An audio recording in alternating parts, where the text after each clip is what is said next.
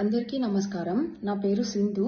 నేను ఈ వీడియో చేయడానికి రీజన్ ఏంటంటే నిన్నటి నుంచి అందరు నన్ను పని కట్టుకొని చాలా మంది చాలా రకాలుగా వేధిస్తున్నారు through social media, especially Twitter, YouTube channels, ఇంకా కాంగ్రెస్ పేజెస్ లో నన్ను దారుణంగా వేధిస్తున్నారు.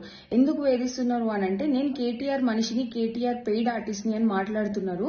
నేను ఏ రకంగా కేటీఆర్ మనిషిని చెప్పండి. నేను బీఆర్ఎస్ గవర్నమెంట్ ఉన్నప్పుడు కూడా మాకు సంబంధించిన జాబ్ నోటిఫికేషన్స్, ఇంకా దానికి టీఎస్పీఎస్సీకి సంబంధించిన ఇష్యూస్ మీద మేము కంటిన్యూస్ గా ఫైట్ చేస్తూనే వచ్చినాం. గత బీఆర్ఎస్ గవర్నమెంట్ ఉన్నప్పుడు కూడా మేము ఫైట్ చేసినాం, ఇప్పుడు కూడా ఫైట్ చేసినాం.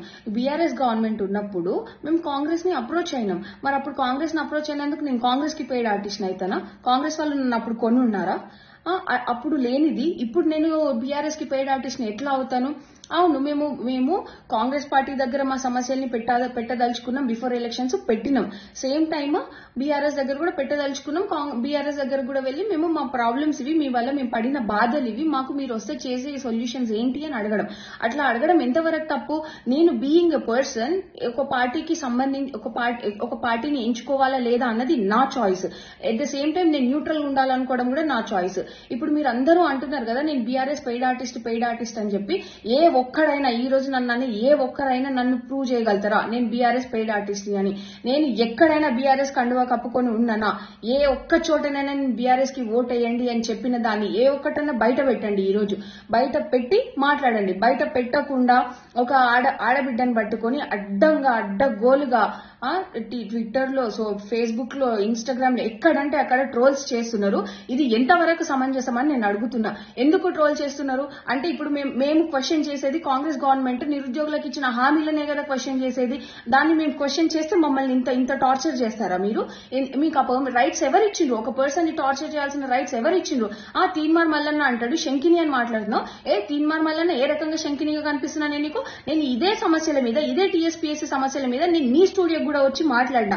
ఆ రోజు నేను శంకిని లాగా కనిపించలేదా నీకు? ఆ రోజేమో నేను దేవత లాగా కనిపించినా, ఈ రోజేమో శంకిని లాగా కనిపిస్తున్నా. అయినా కాంగ్రెస్ గవర్నమెంట్ కి నిరుద్యోగులందరూ ఈ రోజు ఎందుకు అంత చేరువగా కనిపిస్తున్నారు? ఆ రోజు ప్రతి ఒక్క కాంగ్రెస్ మనిషి మేము ఎక్కడుంటే అక్కడికి వచ్చి మాతో మాట్లాడి ఓట్లు వేయండి, మీకు బీఆర్ఎస్ గవర్నమెంట్ కంటే ఇంకా మంచిగా చేస్తామని మాట్లాడి నమ్మబలికి మాతో ఓట్లు వేయించుకున్నారు కదా. మరి నేను కాంగ్రెస్ కి నేను కూడా పనిచేసినాను, బరాబర్ చెప్తున్నా. నేను ఏఐసీసీ వాళ్ళతో కలిసిన వాళ్ళ దగ్గర నేను మాట్లాడినా, మేము బీఆర్ఎస్ వల్ల నష్టపోయినాం, అన్ఎంప్లాయీస్ అందరం నష్టపోయినాం, మళ్ళీ మాకు అట్లాంటి నష్టం కాంగ్రెస్ గవర్నమెంట్ లో జరగకూడదు అనే విషయంలో నేను వాళ్ళ దగ్గర మాట్లాడినా.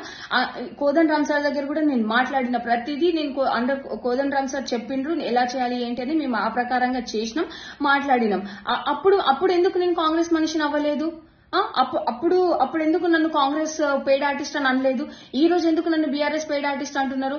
అవును, బీఆర్ఎస్ రూలింగ్ లో ఉన్నప్పుడు కాంగ్రెస్ అపోజిషన్ దగ్గరికి మేము వెళ్ళినాము. ఇప్పుడు కాంగ్రెస్ రూలింగ్ లో ఉన్నప్పుడు బీఆర్ఎస్ అపోజిషన్ దగ్గరికి వెళ్ళడం తప్ప? ఎట్లా తప్పు అవుతుంది? ఏ రకంగా తప్పు అవుతుందండి అది? అది మాకు ఎందుకు ఇచ్చారు? మాకు ఆ చాయిస్ ఎందుకు ఇచ్చారు? అపోజిషన్ దగ్గరికి వెళ్ళే చాయిస్ ఎందుకు ఇచ్చారు? మేము మిమ్మల్ని అడిగినామా? మిమ్మల్ని మా హామీలు ఎవరు ఇచ్చారు? కాంగ్రెస్ గవర్నమెంటే కదా హామీలు ఇచ్చింది.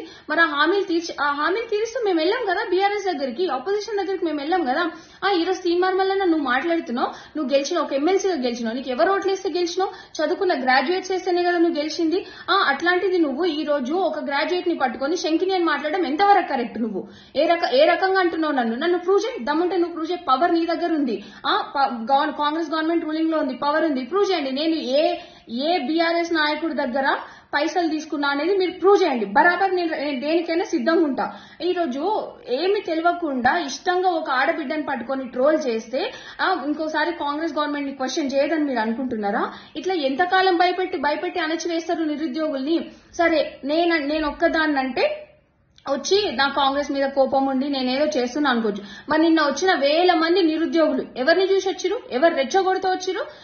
రెచ్చగొడితే 1000 మంది వస్తారు, 2000 మంది వస్తారు, అంతే తప్ప ఇంకా ఎక్కువ రారు కదా. కానీ నిన్న ఎంతమంది వచ్చిరు మీరు కనిపించట్లేదా? మీకు ఇంటెలిజెన్స్ రిపోర్ట్ లేదా? వాళ్ళందరూ ఎందుకు వచ్చిరు? వాళ్ళ కడుపు మండే కదా వచ్చింది. ఒకరు రెచ్చగొడితే రెచ్చిపోయి రావడానికి వాళ్ళేమి ఇది కాదు కదా. వాళ్ళందరూ ఎడ్యుకేటెడ్, వాళ్ళకి తెలుసు ఎవరు రెచ్చగొడుతున్నారు ఎవరు రెచ్చగొట్టట్లేదని వాళ్ళకి తెలుసు కదా. సరే, కొంతమంది అంటే ఫాలోవర్స్ ఉంటారేమో, మరి మిగిలిన వాళ్ళందరి గురించి ఏం చెప్తాం? వాళ్ళకి సమాధానం చెప్పండి. ఎందుకు సమాధానం చెప్పట్లే? ఏమన్నా అంటే కొంచెం ముందుకొచ్చి క్వశ్చన్ చేస్తే కాంగ్రెస్ వాళ్ళు చేసేది మెంటల్ గా మానసికంగా ఎంత టార్చర్ చేయాలో అంత టార్చర్ చేస్తున్నారు. నేను చెప్తున్నా, మీరు ఏ రకంగా ఎంత టార్చర్ చేసినా గానీ నేను తగ్గను, నేను తగ్గేది లేదు. ఎందుకు తగ్గాలండి? నేనేం తప్పు చేసా? మేము మా శాంతియుత నిరసన తెలుపుకోవడం ఇట్స్ ఆర్ ఫండమెంటల్ రైట్. మీ గవర్నమెంట్ ఎందుకు వైలేట్ చేసింది మా ఫండమెంటల్ రైట్ ని? అంతమంది పోలీసులను పెట్టి ఎక్కడక్కడ ఎందుకు అరెస్ట్ చేయించింది? అంటే నిరుద్యోగులకు భయపడే కదా అరెస్ట్ చేయించింది. అంత భయం ఉన్న వాళ్ళు, మీరు అంత భయం ఉన్నప్పుడు మరి అంత ఛాన్స్ ఇవ్వద్దు నిరుద్యోగులకి. ఎందుకు ఇస్తున్నారు మీరు ఛాన్స్? రోడ్ల మీదకి రావాలని ఎందుకు ఇస్తున్నారు? ఈ రోజు మాట్లాడుతున్నారు నేను బీఆర్ఎస్ దగ్గర పోయినా చేసినా అని.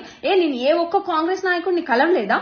చూడలేదా? నేను ఏ ఒక్క కాంగ్రెస్ నాయకుడు నేను చూపియాలా ఏ కాంగ్రెస్ నాయకులు నేను కలిసినానో? అంతేందుకు ఈ రోజు రియాజ్ అనేటోడు మాట్లాడతాడు, స్టేటస్ లు పెడతాడు నా గురించి. ఆ రియాజ్ అనే వ్యక్తి దగ్గర ఎన్నిసార్లు నాకు ఫోన్ చేసి నేను రమ్మంటే ఆయన ఇన్స్టిట్యూట్ దగ్గరికి వెళ్ళినా, ఇది ఎట్లా చేద్దామమ్మా, నెక్స్ట్ అట్లా చేద్దామమ్మా, మీరు కాంగ్రెస్ కి ఓట్లు వేయండి అమ్మా అని ఎన్నిసార్లు ఫోన్ చేసి పిలిపించిండు రియాజ్. అదెవరు మాట్లాడరా? ఇప్పుడు అదేం అవసరం లేదా మీకు? అంటే ఇప్పుడు మీకు అగెయిన్స్ట్ గా పోతున్నామన్న ఉద్దేశంతో మా మీద ఏదో బురద జల్లితే, బట్టగాల్చి మీదేస్తే మేము కామ్గా ఉంటామని మీరు అనుకుంటున్నారా? ఎంతవరకు కరెక్ట్? అదే మేము కూడా బట్టగాల్చి మీదే అనుకుంటే చాలా మంది మీద వేస్తామండి.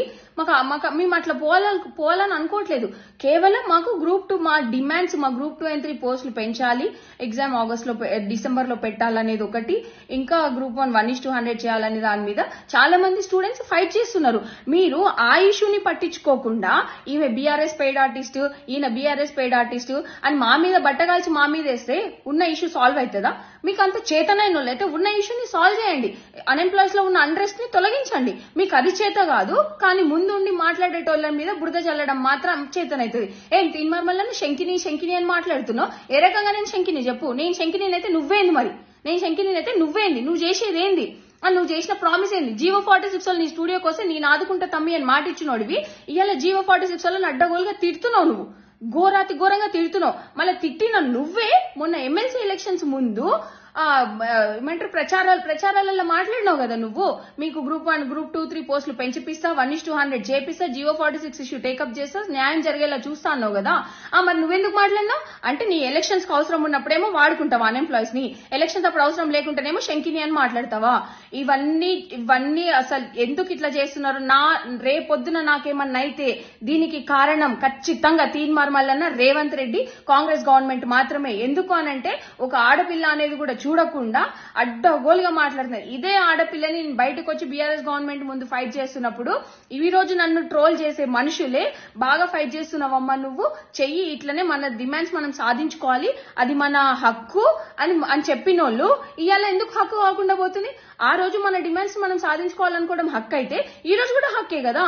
కేవలం గవర్నమెంట్ రూలింగ్ పార్టీస్ మారినాయి అంతే. గవర్నమెంట్ లో మొన్న బీఆర్ఎస్ ఉంది, ఇవాళ కాంగ్రెస్ ఉంది అంతే తప్ప దానికి మేము హక్కులు సాధించుకోవాల్సిన కెపాసిటీ మాకు ఉంటది. డెఫినెట్ గా మేము హక్కులు సాధించుకుంటాం. పార్టీ మారినంత మాత్రం రూల్స్ మారుతాయా?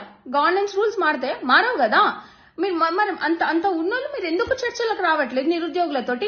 ఎంతసేపు కోవట్లను పెట్టుకొని వాళ్ళు చెప్పిందే వింటారు కానీ మరి నిరుద్యోగులతో ఎందుకు డైరెక్ట్ గా మాట్లాడట్లేదు? సరే బీఆర్ఎస్ గవర్నమెంట్ వాళ్ళు ఎవరికి యాక్సెస్ ఇవ్వట్లేదు, ఎవరు మాట్లాడట్లేదు, ఎవరిని దగ్గర తీసి మాట్లాడట్లేదు అని మాట్లాడుతున్నారు కదా. మరి మీరెందుకు ఇవాళ పిలిచి మాట్లాడట్లేదు? మీరెందుకు అన్ఎంప్లాయీస్ ని పిలిచి మాట్లాడట్లేదు? మాతో ఎందుకు చర్చలు జరపట్లేదు?